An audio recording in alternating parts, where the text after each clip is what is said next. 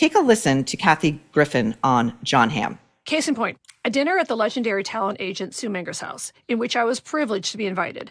It was, I think, only 8 people there, and one of them was the great Jack Nicholson. So when Hammy showed up, I swear to God, inside I was like, oh, great. He even says to me, he goes, "What are you doing here?" Anyway, he proceeded to get very drunk during the coffee table portion, and then it was time for dinner.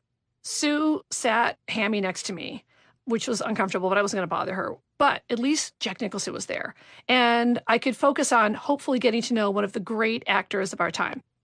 Then Jack, who usually directs whatever he's saying to seemingly like the world at large, he actually focused on me, and he went off on this tangent about Rupert Murdoch almost getting a pie in the face during a parliamentary hearing in England. You can look up the clip.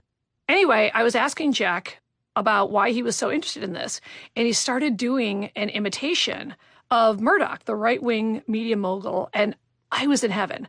And then Hammy picks that moment when Jack Nicholson is talking to me to start whispering like boozy, stupid, yammering attempts at jokes in my ear. So the first one was, "You know, your Emmy isn't a real Emmy." I was like, whatever. So I kind of just ignored him.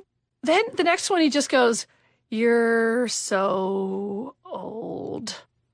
I just swear to God, I said out of the side of my mouth, I go, "Not now." And then he kept going.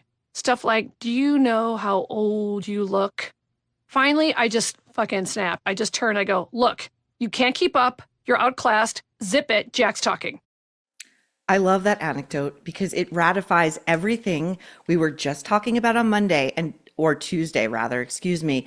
And don't forget, I also talked about the way in which he dumped his girlfriend of like 18 years who stood by him while he was struggling to make it, who sacrificed marriage and children because he didn't want them. And then he turns around and marries a woman half his age and starts talking publicly about how now he wants kids. Lovely. This is what Jon Hamm really thinks of women. Jon Hamm walked into that room and he couldn't believe that Jack Nicholson preferred to talk to Kathy Griffin than to talk to him. He couldn't believe it, probably because Kathy Griffin can actually hold up her end of a conversation and has some natural wit. I think Jon Hamm's got none of those gifts. So he's drunk, according to Kathy Griffin, and he's leaning into her ear and insulting her. And what does he think? The biggest insult he can level against her? A, her Emmy's not real, whatever that means. Whatever, Jon Hamm. And secondly, that she's old.